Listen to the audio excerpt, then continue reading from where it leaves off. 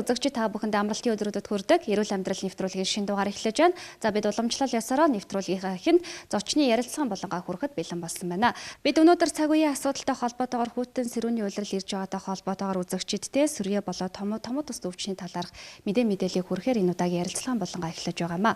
За тэгэхээр эхлээд бид томоо тус өвчний талаарх мэдээллийг үзэгчдэд хүргэе гэж бодож байна. Хүйтэн сэрүүний улирал за нутаатай улирал эхэлж байгаатай холбоотойгоор энэ өвчлөл бас нэлээдгүй нэмэгддэг шүү дээ, тийм ээ. За томоо тус өвчг гэдэг нь амьслын замын одоо тийм ээ хурц одоо өвчлөлийг хэлдэг вирусээр үүсгдэг юм. Ялангуяа энэ улирлын чанартай бас тийм ээ өвчлөл үүсгдэг. Одоо 9-10 сараас эхлээд дараа оны 3-4 сар хүртэл одоо энэ өвчлөл үүсгдэг амьслын замын хурц өвчнийг одоо бид нэр томоо гэж ярьдаг гэсэн. Мөн томоо маань өөрөө бас үүсгэж вирусээр онцлогтой байдаг тийм ээ. Үндсэндээ бол үндсэн томоогийн өвчлөл маань томоогийн А болон Б хүрээний вирусээр үүсгэж өвчлөлийг үүсгэдэг. Томоо төстэй бас олон төрлийн вирус байдаг. Тэр төрлийн вирусээр үүсгдэг өвчнийг бас бид томоо төст өвчин гэж ярьдаг. Ерөнхийдөө бол амьслын замын одоо юм хурц халдвар төрчдөг бид нар томоо өвчин гэж ярьж байгаа. Энэ томоо төст өвчний тархалт ер нь одоогийн байдлаар ер нь хэр хэмжээнд байна вэ? Манай улсад бас томоогийн бас тийм хандлтын тогтолцоо бас нэлээд бас сайн хөгжсөн гэж тооцогддог. Одоогийн байдлаар нийслэлийн хэмжээнд өнгөрсөн 7 хоногт бол нийт томоогоор өвдсөн хүмүүс маань амбулаториор өвчлөгчдийн 4.5% эзэлж байгаа. Энэ нь болохоор өмнөх 7 хоногоос бол нэг 0.2%-аар ихсэн юм үзүүлэлттэй байгаа. Ер нь өвчлөл маань хүйтний улирал ихсэх тусам энэ өвчлөл нэмэгдэх юм хандлагатай байгаа нь одоо ажиглагддаг. За тэгээд ихвчлэн 0-оос одоо 9 насны хүүхдүүд манаас энэ өвчлөлтийн дунд нэлээд өндөр хувь эзэлдэг. 0-оос 5. За тэгээд 0-оос 9 насны хүүхдүүд нийлээд нэг 84% орчим нэг хувийг бол эзэлж байгаа. 84% эзэлж гэсэн ийм одоо мэдээлэл байдаг. Хүүхдийн маань юу гэдэг амьсгалынх нь урт гэж ярьдаг. Амьслын замынх нь урт богинохон байгаа учраас шууд одоо юу гэдэг вирусыг хүлээн авах байдал бас шууд одоо хүүхдэд бол илүү одоо нөлөөлдөг.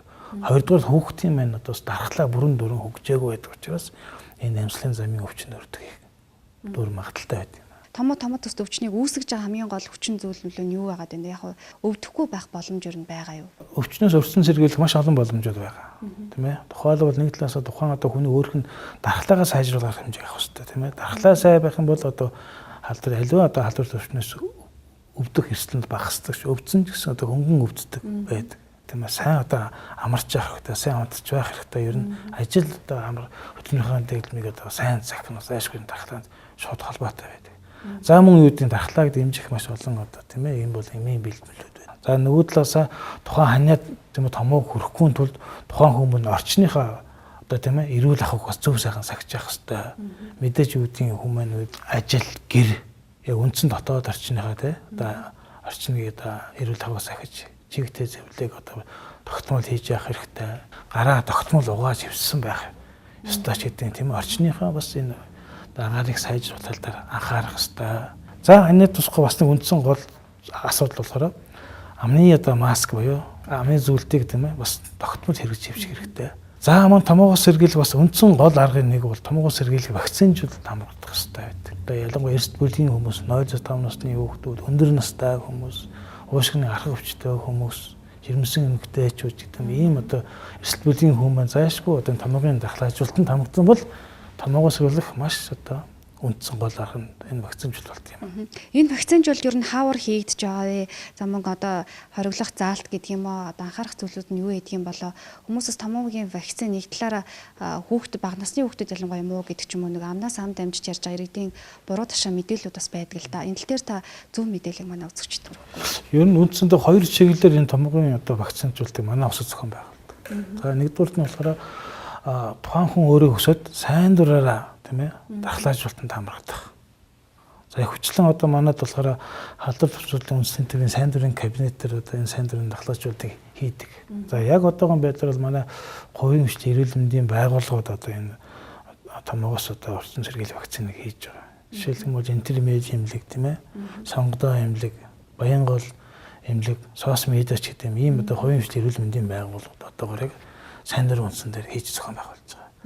За эрүүл мэндийн яам халдвар төвчлийн үндсний төвөөс одоо энэ 10 сард ерөөдөө багтаагаад 10 сарын 20-нд гаргаад ер нь энэ вакцинжуулалтыг одоо бас ажлыг зохион байгуулахад вакцины татвар авалтыг хийж байна тийм ээ.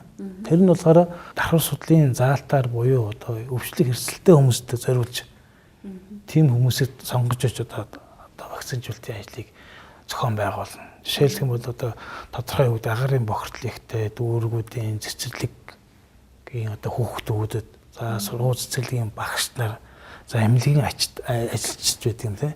За тэгээ гадуур ихэд эрсдэлтэй ажилтай гадуур одоо цэвэрлэгээнд ажиллах түүхийн ажилчид байдаг юм. Онцгой байдлын цагтаагаар ажилтнууд байдаг юм тийм.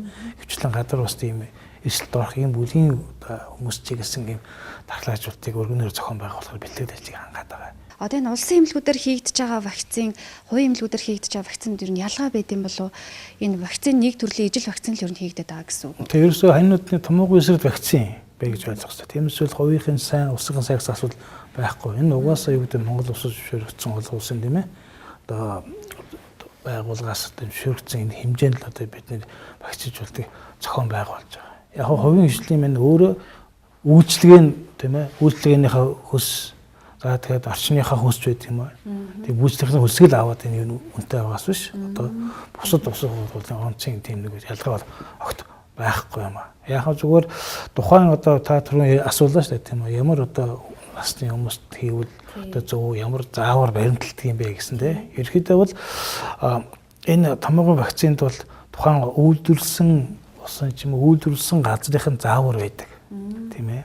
За жишээлбэл юу гэдэг одоо 0-6 сарын хүүхдүүдэд хийхгүй за тэрнээс дээш одоо тийм ээ насны хүүхдүүдэд хийнэ жирэмсэн эмэгтэйчүүд хийнэ юу тийм 3 сараас дээшээ хийнэ гэсэн зааврын нэг тул бидэнд баримталж байгаа. За дээр нь нэмээд ихэд мэдээж одоо юу гэдэг энэ тухайн вакцинд урд нь харшил өгчээсэн. За тэгвэл хүндгэнд харшил өгдөгч байд юм уу. За мөн яг тухайн үедээ нөгөө вакцин хийх үедээ одоо ямар нэгэн халдварт өвчтэй, халдварсан бүлэрсэн ханьтаа томоотой үед бол мэдээж хийж болохгүй. Идэгсний дараа нь ч үгүй өвчлөлийг өсөнд бүрэмдүүд 90 өснөө дараа томоо вакцин хийх хэрэгтэй юм. Тэгвэл одоо нэгэн тийм томоо төс өвчнөр өвдчихсэн хүмүүс маань юун дээр анхаарах хэрэгтэй тийм бэ? Хүмүүс хэвчлэн дур мэдэж өөрсдөө аптекаас очиж ийм худалдаж аваад байдаг л та. Түүнээс гадна жил бүр одоо энэ томоо төс өвчнийг үүсгэж байгаа вирусууд нь өөр байдгаа гэдгээрээ ам дамжид одоо яг энэ ханиаданд ийм л сайн байгаа юм билээ гэд хүмүүс нэг нэгнээсээ сонсноороо ийм худалдаж авч уулгаад байдаг л та. Тэгэхээр энэ дээр ер нь үзэгчд маань юуг анхаарах хэрэгтэй вэ? За өвдсөн хүмүүс нэгдүгээр юуны урд одоо юу гэдэг юм эртээ сайхан дулаан байж байгаа зохихсаар юу гэдэг юм өрхийн эрүүл мэндийн төвийн эмч гэдэг юм зохих эмчид үзүүлж зөвлөгөө авч тийм ээ зөв одоо эмчилгээ хийлгэж одоо яах хэвээр эмчтгүүлэх хэвээр. Тиймээс ч одоо юу гэдэг манай иргэдийн дунд одоо бас тийм ээ өөрөө дур мэдэн одоо ямар нэг юм тан хэрэгэлдэг ялангуяа антибиотик бас дур мэдэн хэрэгэлдэг асуудал мэд энэ дээр болохгүй. Яагаад гэх юм бол вирус мань өөрөө нянгийн гаралтай биш вирусээр үүсгэгддэг. Тийм өөрийн бас зүү тогтолтой тийм ээ тодорхой хэмжээгээр юу гэдэг нь одоо хүмүүс ханаад урчаад халуураад дараа нь юу гэдэг эргэж идэх юм процесс үргэлж явдаг. Энэ одоо механизмыг манай хүмүүс мань сайн ойлгохгүй ханаад дөнгөж даган эхлээд яхан ус харгуудад антибиотик уудаг өвчин нам даах юм бэлдмэ гэх хэмжээг эргэлдэж байд юм уу. Тийм байдлаар одоо дур мэдэн юм хэрэглийг бол болохгүй.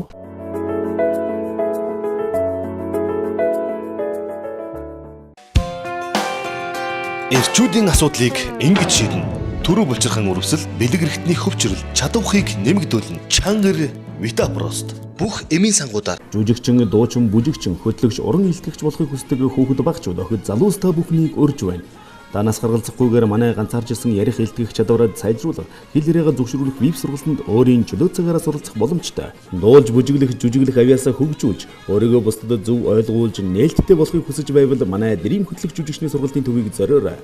Та хүүхдийн чөлөө цагийг зөв боловсон өнгөрөөж, давдугтай орчинд мэрэгжлийн багш нарын удирдлагын дор хүсэл мөрөөдлийг дэмжиж урлагийн авьяасыг хөгжүүлэхийг хүсэж байгаа бол манай Дрим хөтлөх жүжигчний сургалтын төвд хандаарай.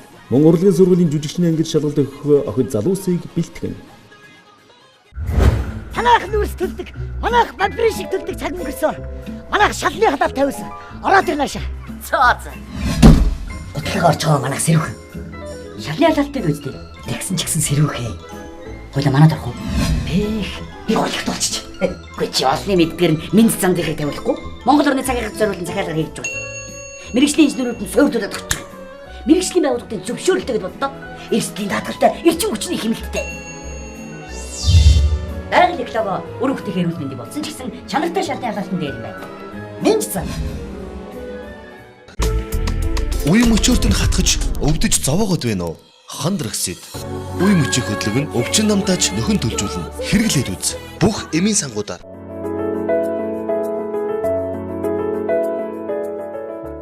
За манай нэвтрүүлэгт маань бас нийслэлийн эрүүл мэндийн газрын халдварт өвчнөний асуудал хариуцсан мэрэгжилт алтан тогсон маань ирж оролцож байгаа учраас бид сүрийн өвчлөлийн талаар ялангуяа яагаад өнөөдөр энэ сэдвүүдийг бид сонгож авч байгаа гэхээр цаг үеийн улирал бас энэ асуудалтай ялцчгүй холбогдож таарч байна л да. Тэгэхээр энэ сүрийн өвчлөлийн талаар яг та ойлголтыг манай үзэгчдэд өгөхгүй юу? За нийслэлийн эрүүл мэндийн газар нь бол сүрийн өвчлөлийн төвшин, онцлогоо эмчилгээ, урьдчилан сэргийлэх үйл ажиллагаанд үнэлгээ дүгнэлт өгч ажлын зэрэгцээгээр эрсдэл бүлгэрүү чиглэсэн үйл ажиллагаанд төр болон төрийн бус олон улсын байгууллагатай хамтран дэмжлэг үзүүлэн ажилладаг. Мөн эмнэлгийн эмч ажилтныг сүрийн чиглэлээр одоо мэрэгжил олгох сургалтыг одоо зохион байгуулж хүний нөөцөө одоо тасралтгүй тогтвортой байдлыг бол одоо ханган ажиллаж байгаа. Засгийн газрын 275 дугаар тогтоол гараад сүрийн тусламж үйлчилгээ үзүүлж байгаа эмч сувилагч одоо туслах ажилтнанд бол одоо цалингийн 30%-ийг одоо 9 сарын 1-ээс эхэлж нэмэгдүүлэхээр ингээд тогтсон байж байгаа тий. Тэгээд сүрийн тусламж үйлчилгээг бол Улаанбаатар нийслэлийн хэмжээнд бол өрхийн эрүүл мэндийн төв, хоёр дахь шаталтаа дүүргийн эрүүл мэндийн төвүүдээр бол үзүүлж байгаа. Мөн үүнээс гадна орон гэргүй иргэдэд энэрл эмнэлгээр дамжуулан сүрийн тусламж үйлчилгээг бол үзүүлж байгаа. Бага хангаагаас бусад 8 дүүргийн эрүүл мэндийн төвдөр бол сүрийн кабинет гэж ажиллаад тэгээд сүрийн кабинет маань сүрийн идэвхтэй эрт илрүүлгийг хийх, онцлох, эмчлэх ийм үйл ажиллагааг бол явуулж байгаа. Дүүрэг дээр бол ер нь цэрний шинжилгээ авж байгаа, цэрний төрөгцийн шинжилгээ авж байгаа, сорилыг тавьж байна, рентген зураг авч одоо сүрийг бол оншилж байна. Өрхийн эрүүл мэндийн төвдөр бол цэрийг зөөх тогтолцоо одоо нэвтрээд ингэснийхээ үндсэн дээр бол нөгөө цэрээ аваад эрүүл мэндийнхээ төв мөн цаашлаад халдвар төвчин судлалын үндэсний төв рүү одоо явж оншиг бол тогтоож баталгаажуулж байна. За амьсгалын замаар дамжих халдвар төвчин бол одоо нийслэлийн хэмжээнд эхний 9 сарын байдлаар бол 21194 тохиолдол одоо бүртгэгдсэн байж байгаа. Энэ маань 10,000 хаанд 155 байгаа. Өмнөх оныхоо мөн үетэй харьцуулахад бол 12522 тохиолдлоор бол буурсан. 10,000 хаанд бол одоо 98-аар одоо буурсан гэсэн юм үзүүлэлттэй байж байгаа. Тэгээд энэ бол бас Улаанбаатар өвчнөд бол бас холбоотой байж байгаа. Амьсгалын замын зочгүй халдвар төвчин маань нийт халдвар төвчнийх бол 39.3%-ийг нь бол эзэлж байгаа.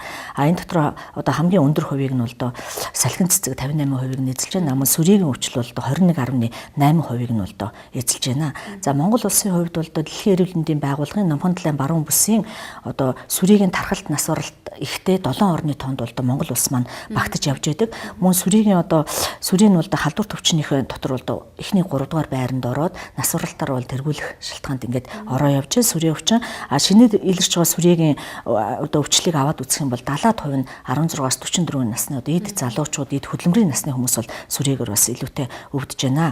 За сүүлийн 5 жилд бол сүрийн өвчлөл дундчаар 10,000 хаамд бол нэг 15 тохиолдол одоо 15 байна. Шинээр илэрсэн сүрийн өвчлөл эхний 9 сарын байдлаар 1810 тохиолдол бол бүртгэгдсэн байж байгаа. Энэ нь бол 10,000 хүн амд 13.3 байна. Энэ өмнөх оныхоо мөн үетэй харьцуулахад бол 202 одоо тохиолдлоор одоо буурсан юм үзүүлэлттэй байж байгаа. Нийт тохиолдлын 14.7%-ийг бол одоо 0-аас 15 насны хүүхдүүд эзэлж байгаа. Гэтэл энэ сүрийн өвч маань ингээд буурч байгаа чинь ер нь буураад байгаа мүү гэсэн ойлголт бол бас ташуу ойлголт болоод байгаа юм. Яагаад тэгэхээр энэ 14-өөс 15 онд хийгдсэн сүрийн тархалтын судалгаагаар одоо өнөөдрийн ингэж бүртгэгдэж байгаа эхний 9 сарын байдлаар бүртгэгдэж байгаа 1810 хүнээс даруй цаана 3 дахин их хүн сүрийгээр байх магадaltaй гэсэн юм тооцоол гарсан байж байгаа. Тэгэхээр нэг өвцөний цаана нэлээд хэдэн тий одоо 2 хүн өвдөд одоо тийм 3 хүний одоо 1 хүний л онцлогдоод байна гэсэн үг шүү дээ.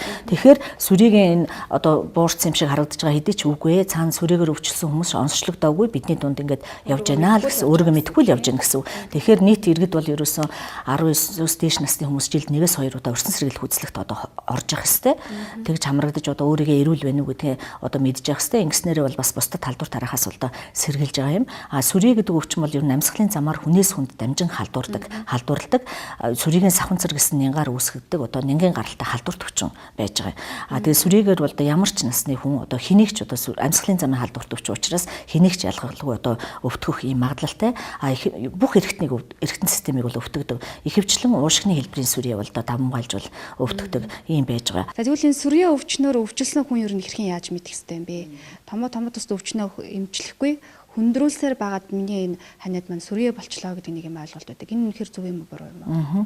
Ерөнхийдөө бол сүрээгийн халдварыг одоо хэн авцсан байж болно. Өвчлөхгүй юу гэдэг нь бас хувь хүнээс шалтгаална. Биеийн эсэргүүцэл хэрвээ сайн явбал ажил амралтаа түрүүн Баатар цогторгоо хэлснээр ажил амралтаа зөв зохицуулах тийм ээ. Агааржуулалтаа өөрөө тасалгаанд агааржуултыг оруулах, гэрэлтүүлэг сайн байх, хөдөлгөөн дасгал хийж байгаа тохиолдолд уг хүн маань халдвар авсан ч гэсэн сүрээгээр өвдөхгүй байх магадaltaй. Сүрээ өвчин бол өөрөө нэгэн гаралтай халдварт өвчин. Халдвартай хэлбэрийн сүрээтэй нэг хүн жилд ойролцоогоор 10-аас 15 хүнд бол халдвараар тарааж идэг.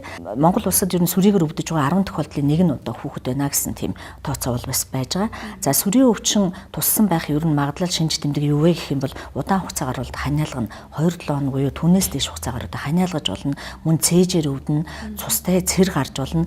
Бие суларч ядрах, мөн жим буурах, мөн хоолндоо дургу болох, халуурах, ялангуяа шүн хөлрөх эдгээр шинж тэмдгүүдээс л ерөөсөө илэрсэн л тохиолдолд хувь хүн маань өрхийн хавсраад илэрч байж болно. 2-3 шинж тэмдэг нь илэрч байж болно тий. Дээрх дурдсан шинж тэмдгүүдээс л илэрсэн тохиолдолд харьяа өрхийн эрүүл мэндийн төв тий. Мөн дүүргийн эрүүл мэндийн төв рүүгээ хандаж дээрх одоо 3 шинжилгээгийн аргачлан өгөх ийм л хэрэгтэй байж байгаа. Хөдөө орон нутгаас одоо хаягийн бүртгэлгүй байгаа төр оршин суугчид байж болно. Мөн оюутан залуучууд байна. Эдгээр хүмүүс маань одоо харьяалал харгалзахгүйгээр сүрээгийн тусламж үйлчилгээ бол нийслэлийн хэмжээнд бол авч болно тий. 3 яамны сайдын тушаал гараад 21 аймгийн оюутнуудыг бол бас мөн дүүргүүд харьяалуулсан байж байгаа. Тэгэл энд бол жирэмсэн эмэгтэй болон одоо хөдөө орон нутгаас ирсэнтэй 92 гаруй ихтэй сургуулиудад 140 гаруй оюутан сурагчид нийслэл байж байгаа. Эдгээр хүмүүс бол бүгд харьяа дүүрэгтээ очиод үзүүлээд оншоо тогтруулах одоо бүрэн боломжтой. Оршин байгаа газар очиод одоо оншоо тогтоолох бол бүрэн боломжтой байж байгаа.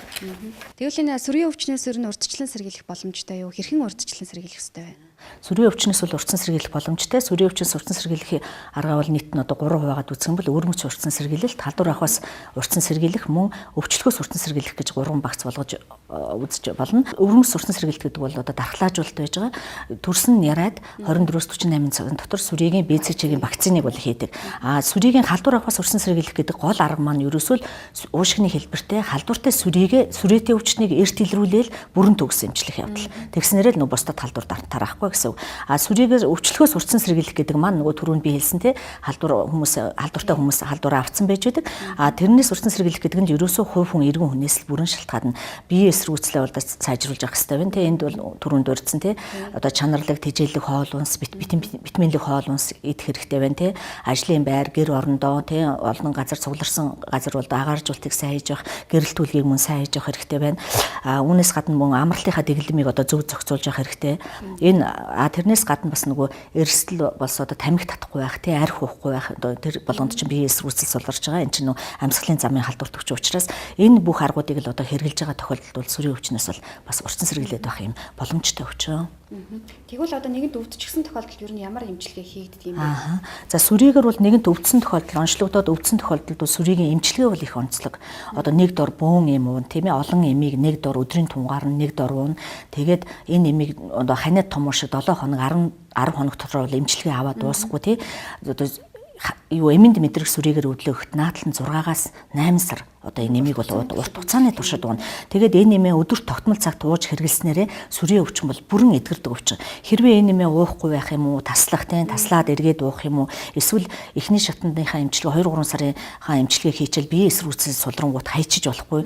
Энд нөгөө итгэхгүй байсан нэм маань одоо яг итгэвтэй байх үеийнх нь дарагдаал тэгээд нуугдмал байдалтай нь одоо үлдээд өстой нөгөө архагших юм олон эмийн төсвөртэй сүрийг шилжих юм магадлал өндөртэй байгаа. Хэрвээ энэ сүрийг эхний 6 сард эмчлүүлж чадахгүй хайсан тасалсан тохиолдолд дахиад өвчлөх энэ тохиолдолд бол олон эмийн төсвөртэй сүрээ гэж одоо өвчлөх магадлалтай. Энэ олон эмийн төсвөртэй сүрээгээр өвчлсөн тохиолдолд бол наацх нь 18-аас 24 сарын эмчилгээ одоо бүр 2 жил тий 2 жил бүтэн эмчилэн тий сүүлийн үед бас эмэнд төсвөртэй сүрээ бол нэлээдгүй их байж байгаа. Тэгээд хүн дөнгөж анх халдвар авахтаа л шууд эмэн төсвөртэй сүрээгийн халдвар авах бас их магадлал бас их өндөр байгаад байгаа. Тэгэхээр энэ бүгд дээр манай иргэд маань бол их сайн анхаарч явах хэрэгтэй байна. Ингээд цаашлах юм бол одоо маш олон эмэн төсвөртэй сүрээ бараг юу нэмчлэгдэхгүй шахуу тий 30-аад хувийн нэмчлэгтэй гүйтэй энэ сүрээгээр халдварыг бол бас авч болно. Энэ дээр бас давхар хэлэхэд 6-аас 8 сарын эмчилгээ хийхэд нэг хүнд ойролцоогоор 270 мянган төгрөгийн эмчилгээ шаарддаг. 18-аас 24 сарын эмчилгээ болоод явчихаар 9.1-ээс 17 сая төгрөгийн эмчилгээ шаарддаг. Маш олон төсвөртэй сүрийг эмчилгэхэд бол нэг хүнд ойролцоогоор 40 сая төгрөгийн эмчилгээ шаарддаг. Тэгэхээр сүрийгээс хүн бол одоо урьдчилан сэргийлэх арга хэмжээгээ сайн аваад өвдсөн тохиолдолд эхний 6 сард нь багтаад бүрэн эдгэрүүлж байвал эдийн засгийн хувьд ч гэсэн цааш та тий маш их үр дүнтэй гэдгийг л энд бол одоо хэлэх нь зүйтэй байх. Тэгээ ямар ч хүн сүрийгээр өвдөж болно, сүрийгээр өвдсөн бол одоо хариуцлагатай эмчийнхээ хяналтанд орол эмээ бүрэн гүйцэд уух юм бол энэ өвчин бол эдгдэг өвчин юм шүү л гэдгийг л ард иргэдэд хэлэх хэрэгтэй байна. Эрүүл амьдрал нэвтрүүлгийн зочин ярилцсан болон энэ төрөд өндөрлөх төгөж байна. За нэвтрүүлгийнхаа төгсгөлд үзэгчтэй хандаад бас анхааруулах зүйлүүдээ хэлэхгүй юу? Амьслын замын өвчин. За тэгээ том тус өвчнөөс сэргийлэхэд иргэдээс өөрсдөөс шалтгааллах зүйл их байна шүү гэдгийг ойлгох хэрэгтэй тийм ээ. Одоо энэ амьслын замын өвчин хэрхэн яаж урьдчилан сэргийлэх вэ гэсэн ийм мэдээллийг манай иргэд манаас өөртөө тийм ээ. Зайшгүй олж авч тэрийг яг аж амьдрал дээр хэрэгжүүлэх ёстой. Мэдлэгээ одоо дадлага болох асуудал дээр ихээхэн анхаарах ёстой. Ялангуяа бага насны тийм хүүхдтэй эцэгчүүд маань энэ томоогоо сэргийлэх чиглэлийн одоо зөвлөгөө дааврыг одоо маш олон төрлийн одоо сувг ялангуяа эрүүл мэндийн байгууллагуудын зүгээс авахын бүрэн боломжтой байгаа шүү гэдгийг хэлмээр байна. За сүрээгийн өвчлөлийг бууруулахад ер нь дан ганц эрүүл мэндийн салбарын асуудал биш. Энэ бол ерөөсө бүх хувь хүн, аж ахуй нэгж, албан байгууллага бүх хүн бол одоо энд анхаарлаа хандуулах одоо цаг нь бол ерөнхийдөө болцсон байна гэж харагдаж байгаа. Тэгээд 4 сард нийслэл хот маань одоо сүрээгүй хотууд санаачлагт бол нэгдэн орсон байж байгаа. Тэгээд сүрээгүй Улаанбаатар хөтөлбөр энийхээ хүрээнд сүрээгүй хаан улдуурэг хөтөлбөрийг одоо бид нар хэрэгжүүлэхээр одоо үйл ажиллагаа 9 сараас бол эхлээд ингээд хавьтлын илрүүлэг, идэвхтэй эрт илрүүлгийн энэ үйл ажиллагаанууд ингээд явж байгаа. Тэгэхээр ерөөсөө энэ сүрээ гэдэг өвчнөөс сэргийлэхэд нэг ч хүн нэг ч байгууллага орхигдож болохгүй юм шүү. Хувь хүнд чиглэж хандхад бол ерөөсөө жилд нэгээс доошгүй одоо урьдчилан сэргийлэх үзлэгт одоо бүрэн хамрагдаж байгаа ч л гэдгийг одоо хэлэх шаардлагатай байна да. За манай эрүүл амьдрал нэвтрүүлгийн зочин ярилцсан бол энэ төрөд өндөрлөж байна. За та бүх үргэлжлүүлэн нэвтрүүлгийнхаа зөвлөгөөний болонтой хамттайгаарай.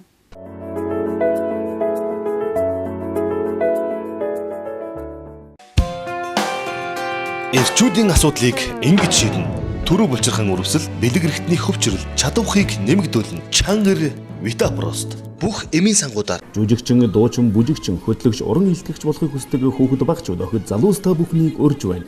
Данаас гаргалзахгүйгээр манай ганцаарч ирсэн ярих илтгэх чадвараа сайжруулах, хэл яриагаа зөвшөөрөх веб сургалтанд өөрийн чөлөө цагаараа суралцах боломжтой. Дуулж, бүжиглэх, жүжиглэх авьяасаа хөгжүүлж, өөрийгөө бусдад зөв ойлгуулж, нээлттэй болохыг хүсэж байвал манай Дрим хөтлөх жүжигчний сургалтын төвийг зориорой. Та хүүхдийн чөлөө цагийг зөв боловсон өнгөрөөж, дав дугтай орчинд мэрэгжлийн багш нарын удирдлагын дор хүсэл мөрөөдлийг дэмжиж урлагийн авьяасыг нь хөгжүүлэх хүсэж байгаа бол манай Дрим хөтлөх жүжигчний сургалтын төвд хандаарай. Мөн урлагийн сургуулийн жүжигчний ангид шалгалт өгөх охид залуусыг бэлтгэн. Манайх нүүрс төлдөг, манайх бамбрын шиг төлдөг цаг өнгөрсөн. Манайх шалны хадаар тавьсан. Ороод ир наашаа. Цооц. Бодлого орж байгаа манайх сэрвхэн. Шалны хадалтыг үздэй. Тэгсэн ч гэсэн сэрвэхээ. Хойло манад орох уу? Би голхот болчих. Үгүй чи олны мэдгээр нь минь зам дэхийг тавиулахгүй. Монгол орны цагийн зориулсан захиалга хийж байгаа. Мэргэжлийн инженерүүд нь суурьдуулаад өгч байгаа. Мэргэжлийн байгууллагын зөвшөөрлөлтөд боддоо эрсдлийн даатгалтай эрчим хүчний хэмнэлттэй. Дараагийн дипломо үр хөвгтийн эрүүл мэндийн болсон ч гэсэн чанартай шалтны халаалтан дээр юм байна. Минь зам. үе мөчөөрт нь хатгаж өвдөж зовоогод байна уу? Хандрагсид. Үе мөчийг хөдлөг нь өвчин намтаач нөхөн төлжүүлнэ. Хэрэглээд үз. Бүх эмийн сангуудаар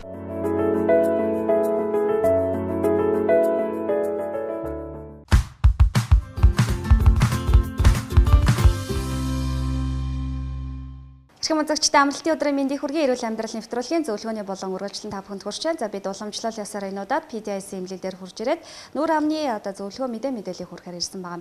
За өнөөдрийн манай нэвтрүүлэгтээ хамтран ажиллаж зөвлөгөө мэдээллийг хүрэхээр PDIS эмнэлгийн нүүр амны мэдцлийн хэмж хэрлэн чимэгтэй бид уулзаад байна. Энэ өдрийн мэндийг хүргэе. За сайн мэцэн та бүхэнд өнөөдрийн мэндийг хүргэе. За бид өнөөдөр үзэгчтэй хандаж хэлэхэд нүүр амны эмчилгээ гэсэн сэдвээр бас энэ удаадаа зөвлөгөө мэдээллийг хүргэе гэж шийдсэн байнамаа. Тэгэхээр нүүр амны эмчилгээ гэж юу нь яг юуг хэлдэг юм болоо? Бас дотор олон янзын төрлүүд байдаг баг л та. За нүүр амны эмчилгээ гэдэг одоо энэ манай энэ салбар дотроо 5 чиглэлээдэг. Энэ нүүр амны эмчилгээ, нүүр амны мэс засал, нүүр амны гажиг засал, нүүр амны согог засал, хүүхдийн эмчилгээ гэсэн энэ бол 5 салбар байдаг. Бидний зориулсан PDIS эмнэлэг бол энэ төрлийн бүх бүх үйлчлэгийг бас нэг дор үзүүлдэг гэдгээр онцлогтой байгаа тийм ээ. Ер нь ихэвчлэн одоо ямар төрлийн одоо гажиг заслууд гэдэг юм уу хүнд тохиолдож байгаа шүдний өвчлүүд байна вэ? Бидний хамгийн их одоо тохиолддог зүйл бол бас шүдний цоорл болов гэж бодож байна л да. За шүдний цоорл гэдэг өвчин нь өөрөө юм архаг халдварт өвчин ба.